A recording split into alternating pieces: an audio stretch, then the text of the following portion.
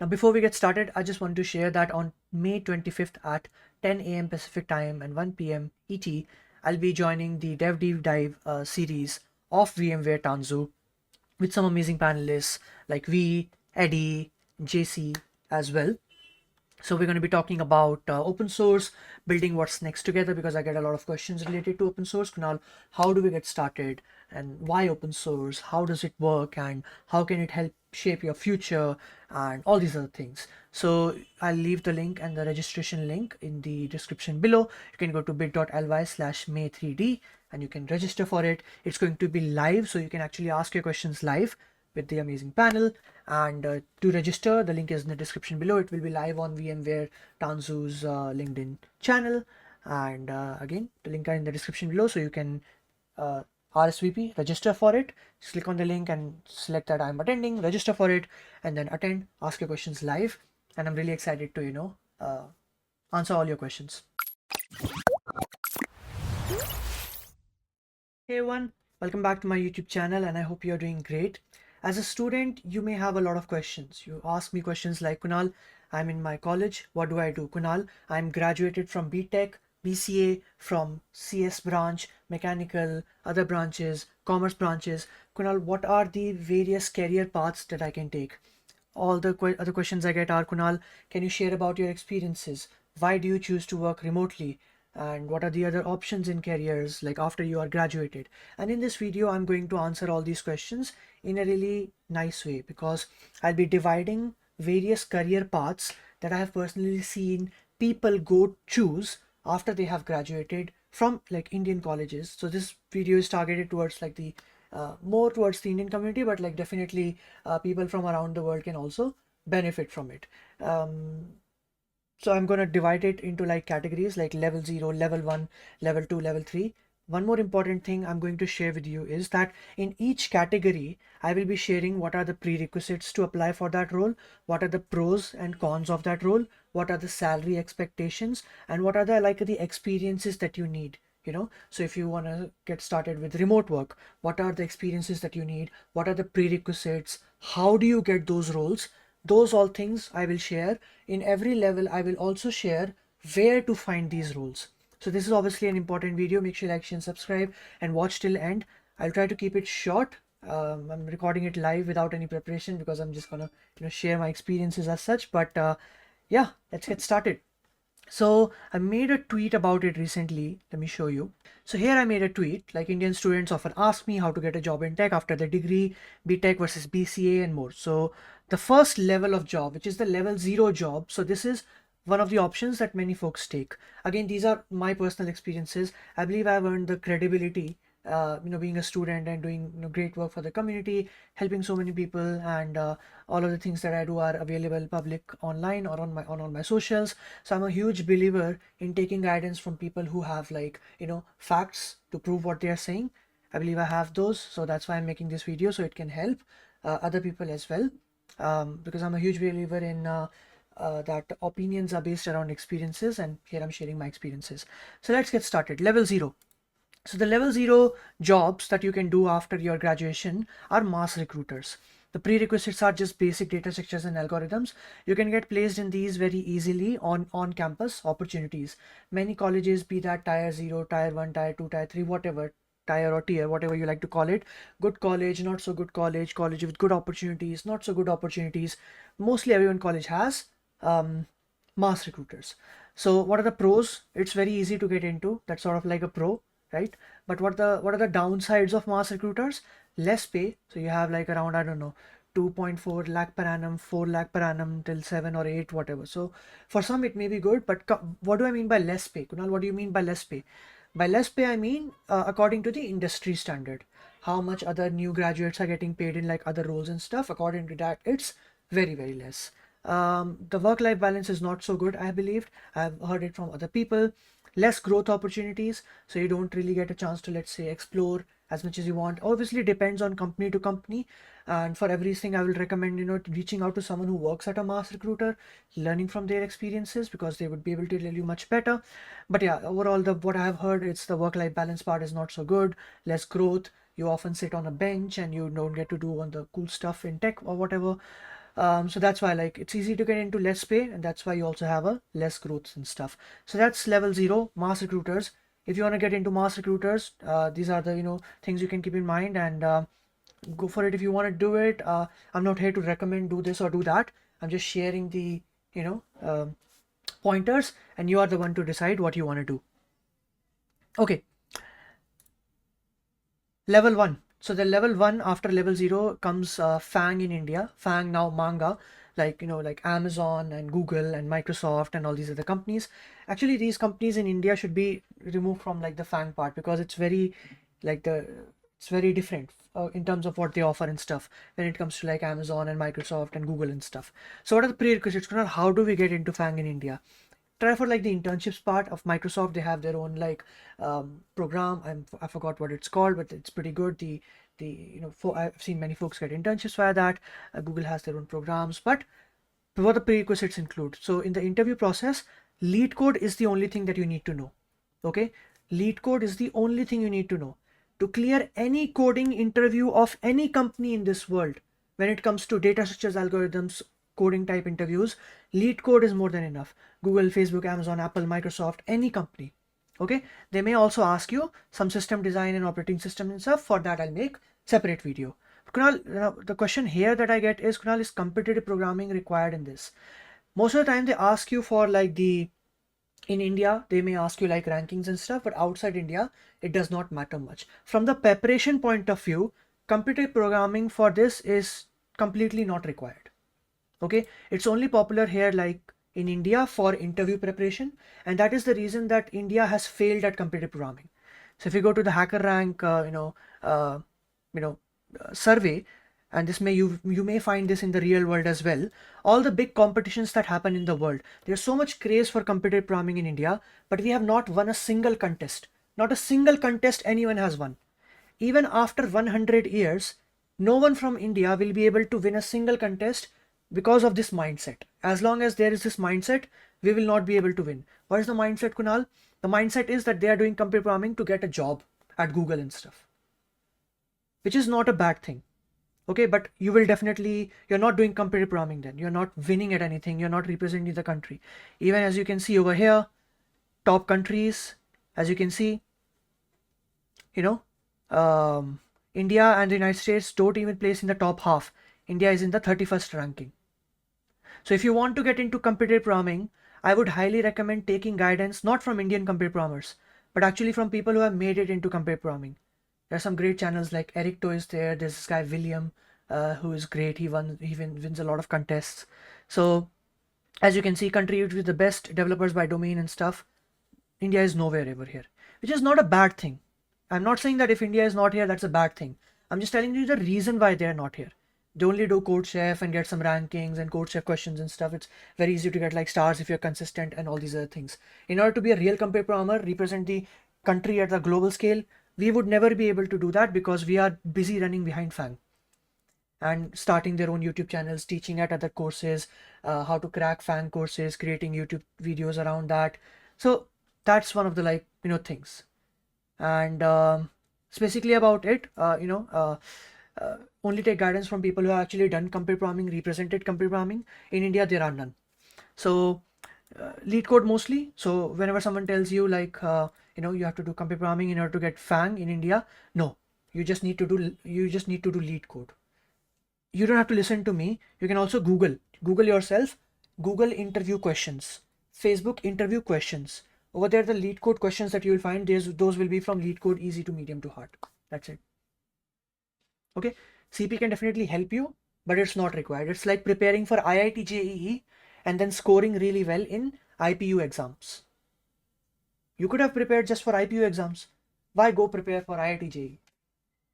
Right? If you're doing IIT JEE, then make sure you clear IIT JEE. Right? So I failed IIT JEE. That's why I'm sharing from my experience, because I failed IIT JEE, but I scored very well in IPU exams. So there you go. Cool.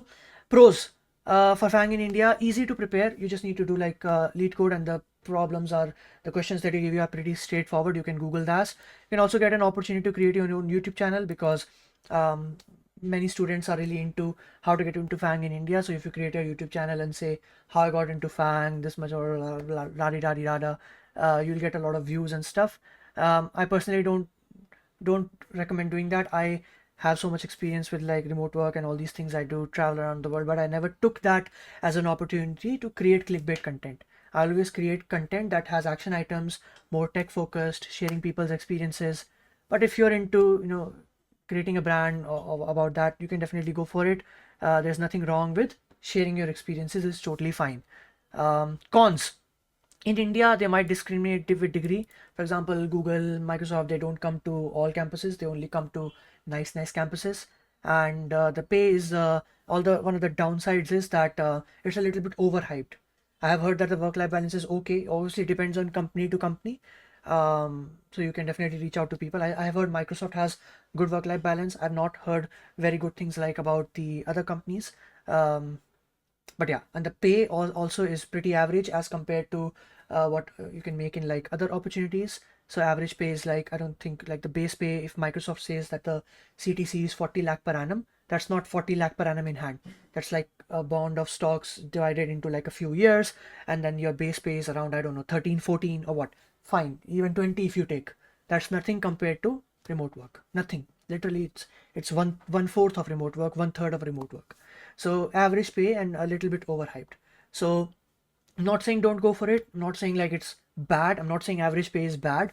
I'm just creating awareness. I'm just raising awareness that it's a little bit like if it's such a dream job for every person, why do they quit after 1 year, 2 years and move to other companies? Why do they start a YouTube channel and then quit and then start teaching their own courses and stuff, working at Amazon? I'll tell you why. Because they need that tag to sell their courses. They need that tag, that stamp, ex Google to sell the courses. That's why most people join this. Okay. So that's something to think about. If it's such a dream job for you, why do you leave after 1 year? So a little bit overhyped, average pay, average work-life balance, might discriminate with degree. I'll create another video on how you can get past this discrimination. So it's pretty obvious. It's not just in tech, okay? I've faced a lot of discrimination. Everyone faces discrimination.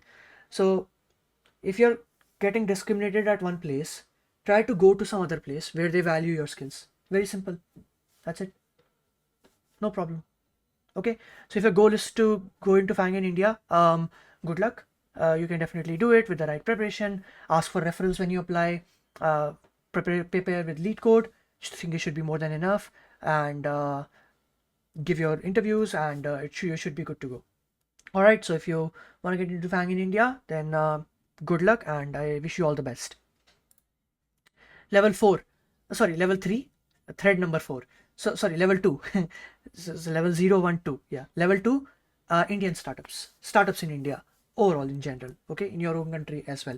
Prerequisites. So they don't really care that much about the degree part, the well-funded startups and stuff. So prerequisites include you need to have good skills, development skills, and represent your work, good GitHub profile, projects, have something to showcase, have proof of work.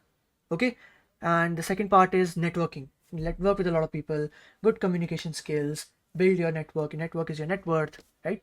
All these things are prerequisites. What are the pros? What are the good things? Growth opportunities. Startup culture is very flexible. You get to work on so many different things. Better than most of these offer better pay than the Amazon, Google, and Microsoft type companies in India. Even competitive pay and better pay as well that I have seen. Good startups. They do not discriminate with degree, as I mentioned. That's one of the other pros, and you'll get to learn a lot. Resume will be getting very nice, and you'll get so much experience, better growth opportunities, so many other things. Cons. It depends on company to company. Can't generalize it. I know there are some startups that are not very well funded. They don't even pay their interns. I know some startups that are very well funded and they take care of their employees and stuff. So make sure you go to the startup that has good work culture, is paying you good, represents, actually asks you how we can help you grow as an individual contributor, right? So companies that I've worked at, they always ask me, Kunal, how can we help you? What do you want to do in your life, right? What are your career plans and things like that? Obviously, you're helping the company as well. You're an employee, obviously, so that's your job. But the company will also be asking you how we can empower you, how we can support you in your growth, right? And that's one of the things that I always look for, and I believe it's a very good thing, that companies do. care about the employees and their growth as well. So if you're like from a tier 2 tier 3 college, you face discrimination or whatever based on your degrees or other things, try to look at startups. They are usually the ones who are looking to get things done. So that can be a good option for you. Okay. Level 2. Level 3, remote work. Prerequisites, again the same as the startups one. Skills, you need the skills, and networking. So represent your skills, do the good work in public. What are the pros? There's no discrimination. Culture around the world, culture of companies around the world is pretty next level from what I have worked with. And there's no discrimination as such. Skills is equal to job offer. If you have the skills, it's job offer. That's what most students want, right? Kunal, why can't we just get a role based on our skills? Well, you can. There you go. You just need to have to work a little bit hard. Okay. The pay is also pretty good, 4 times the pay of companies like Amazon and Microsoft in India for freshers. Even before graduating, you will be getting offers like that. This should not be like the main motivation. I've refused so many offers that were actually a lot of money, because of the companies I want to work at and the culture and the vision that I share with many folks that I work with. So money is not always the driving force, but definitely money is important, for a good life and all these other things. So please make sure you keep everything in mind, like and this is for freshers. Okay, it's not like, so if I'm saying on an average base pay around 60 50 to 60 lakhs per annum base pay and all these other things, so you can definitely do remote work. Questions I get with this is, and I'll answer some of the most asked questions with remote jobs as well in this video. Please make sure you watch this. So freshers get to do extraordinary things. I know so many startups that are well funded and are hiring freshers that get to do some great stuff. Work-life balance is great, and company culture is also OP, means very good. Questions that I get with remote work.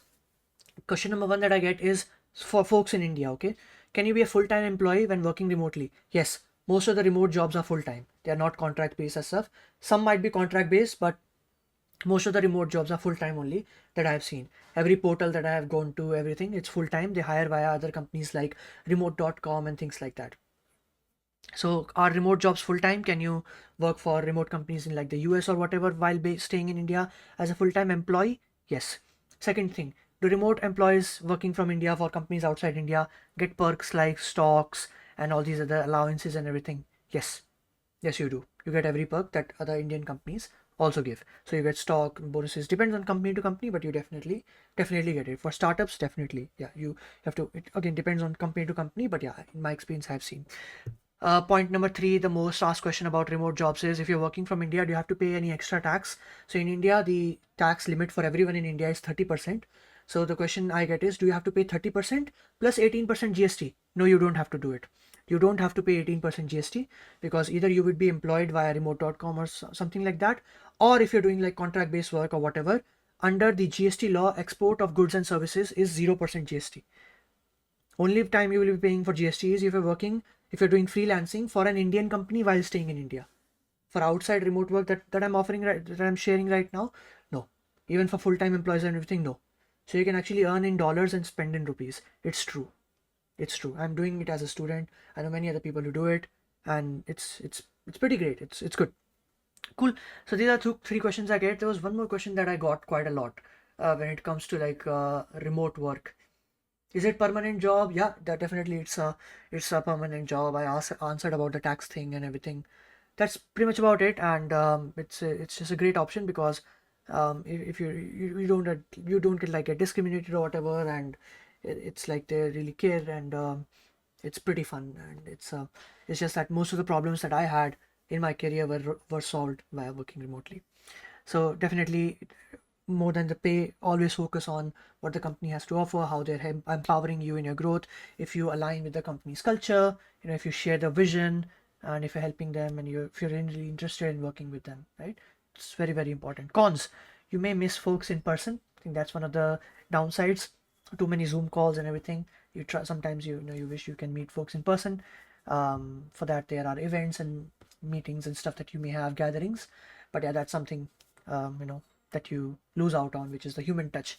But I think overall it's pretty good for they have to offer, even for freshers. I am not yet graduated, and it's like for freshers, I get reached out for roles that have like 5-6 years of experience, and it's not because of like the YouTube channel part. I started working remotely before I had my YouTube channel in May, and I started my YouTube channel in August. So before that, I was getting such things. So again, skills and networking represent your skills. Computer programming not required at all.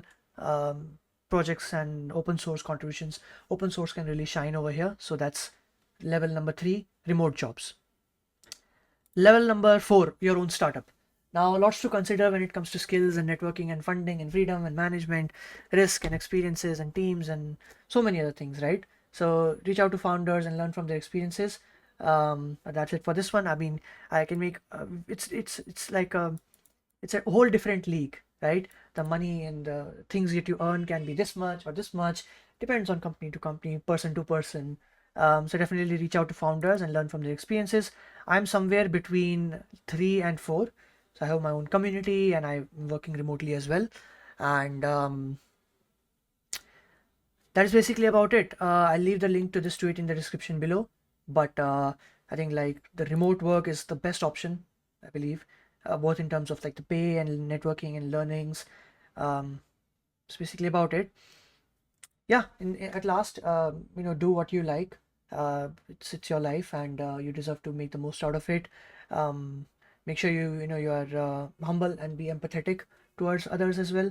No role is like big or small. I've just compared the salaries based on the industry offerings. So whatever you feel like is enough. So if I ask like someone like Elon Musk or someone else, would you be willing to work for like a 50 LPA or something? So they will be like, no, I'm a billionaire. So you can never be satisfied as such. Try to see what works best for you about all these 4 levels, which one you like. You should definitely choose the one that you want to do. I'm just sharing my experiences. I believe remote jobs are just truly changed my life. As a fresher, I get to do some extraordinary things with some extraordinary people, and I realized how overrated companies like when I wanted to do FANG and stuff, I just realized it's nothing compared to what remote jobs offer, right? So these are all the options that you get, I believe. Or definitely there are millions of developers in the world, so these are not the only options that you may have. So network with other people and always ask for proof when someone they're guiding you, and it's very, very important to ask for proof. So that's basically about it. Thanks a lot for watching. Make sure you like, share and subscribe, and I'll see you in the next one. Have a great day.